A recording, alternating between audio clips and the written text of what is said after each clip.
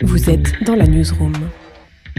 Bonjour, c'est Michel Troidec et vous écoutiez Newsroom, le podcast des invités de la rédaction d'Ouest France. Et aujourd'hui, nous recevons Cédric Sapin-Defour. Bonjour Cédric. Bonjour, merci. Nous vous recevons pour votre nouveau livre « Où les étoiles tombent ». Le précédent s'appelait « Son odeur après la pluie ». Est-ce que c'est vous qui trouvez les titres ? Oui, enfin en tout cas c'est une force qui est au fond de moi, que je côtoie, qui n'est pas vraiment moi. Pour Son odeur après la pluie, c'est marquant que vous me demandiez ça, parce que je me souviens d'être devant ma feuille blanche, qui peut être une terreur pour les écrivains, avec une idée globale un peu du canevas du livre, mais pas plus précise, et les 5 premiers mots que j'ai posés sur la feuille, c'est « Son odeur après la pluie ». Ça fait 5 ou « Son odeur après » Oui, « Son odeur après la pluie ». Donc c'était comme une évidence. Ce sont ces fois où des mots jaillissent. Alors certainement qu'on passe commande avant, mais lorsqu'ils arrivent, vous avez l'impression qu'ils surgissent de nulle part. Pour Où les étoiles tombent, l'histoire est un petit peu différente.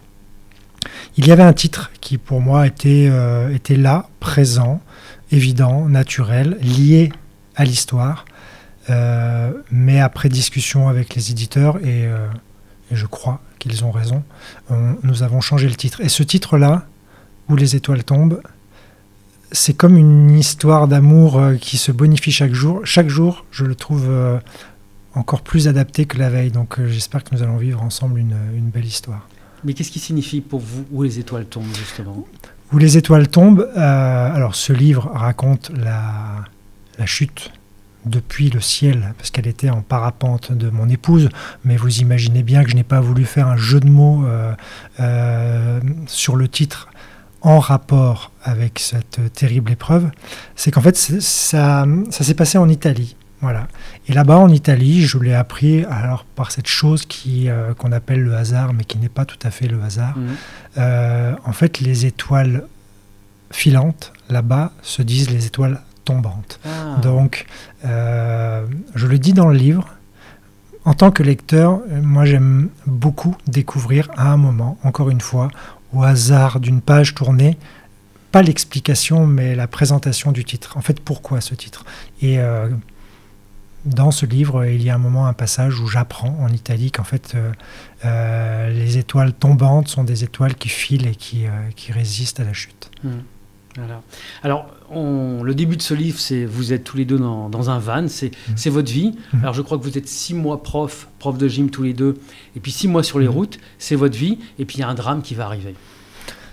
Oui, on imagine toujours que les épreuves de la vie surgissent dans des journées comme ça, qui les annoncent avec comme des avertissements maussades, noirs, que c'est une journée. Et en fait, non, là, nous sommes dans une journée de plein exercice de notre mode de vie, c'est-à-dire la liberté, le mouvement du corps dans les montagnes, alors avec une forme certainement de légèreté, de désinvolture. En tout cas, nous étions vraiment là où nous voulions être et dans la façon de mener la vie qui était notre choix. Et le couperet tombe, c'est-à-dire que le vendredi 12 août 2022 à 9h, vous êtes dans ce qui ressemble à la vie idéale, et quelques heures plus tard, la vie est radicalement différente, elle est déjà en suspens.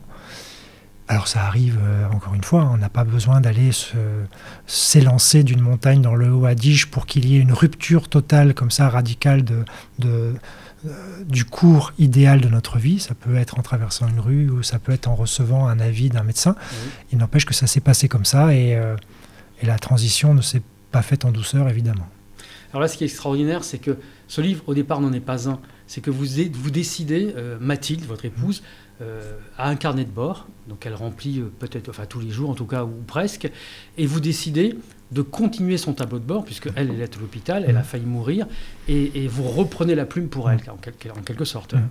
Oui. Au départ, si l'écriture est une réponse évidente pour moi le jour de son accident, il n'y a évidemment pas l'objet livre en tête à ce moment-là. Ça aurait été indécent. Non, par contre, l'écriture, elle est un exercice évident à ce moment-là, parce que, comme vous le dites, Mathilde tenait un carnet de voyage et il me semblait que pour la faire se maintenir dans mon monde et dans notre monde, je pouvais poursuivre son œuvre et poursuivre ce qu'elle écrivait, ce qui n'a pas été la tâche la plus facile, de tourner la dernière page qu'elle avait écrite et d'entamer la suite. Et parce que c'est un moment où, dans mon existence et dans notre existence, tout semblait vouloir cesser. La vie, le mouvement, l'amour, le parcours commun et le mode de vie que nous avions, tout ça s'arrête.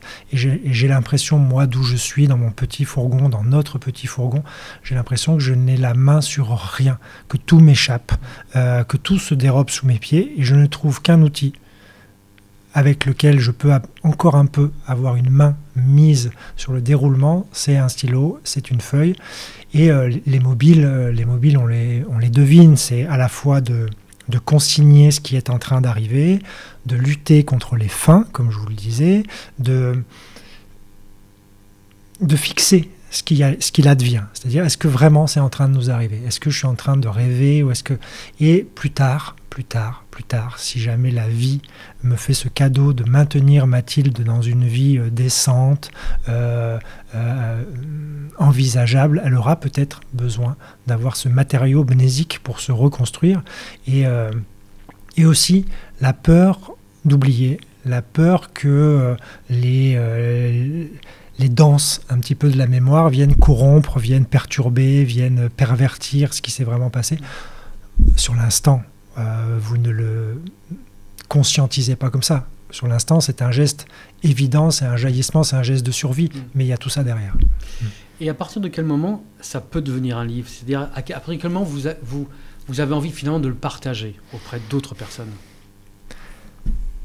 Ce qui est certain, c'est que je me souviens précisément, une fois qu'elle a été rapatriée en France, que, on va dire, les grandes frayeurs étaient derrière elle et derrière nous. Je me souviens d'un matin, moi j'avais pris mes quartiers dans une petite épicerie café à proximité de... Et vous le racontez là? Ouais, à proximité de son centre de rééducation où j'allais tous les matins parce que les visites n'étaient pas permises et c'était mon camp de base. Vraiment, je m'y sentais en sécurité. Et je me souviens un matin relire les carnets que j'écrivais depuis des semaines, voire des mois. Et je les trouvais de plus en plus écrits. C'est-à-dire qu'au départ, c'était des dépêches AFP. C'était vraiment factuel, ce qu'il était arrivé, advenu, les opérations, les rendez-vous médicaux, mon état. Mais ça n'allait pas plus loin. Et plus je lisais les carnets, plus je les trouvais écrits, structurés.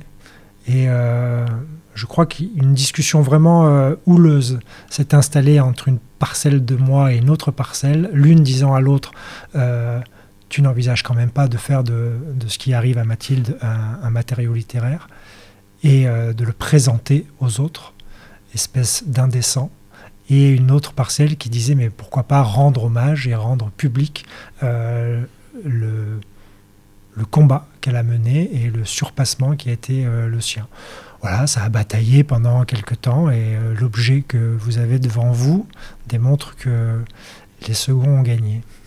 Oui, et Mathilde, justement, est-ce qu'elle a aidé le second à gagner finalement? Oui, elle a même été décisive, enfin, oui. sans son accord, évidemment. Et au-delà, sans son adhésion au projet, ce livre, il n'aurait jamais existé et nous continuerions à vivre.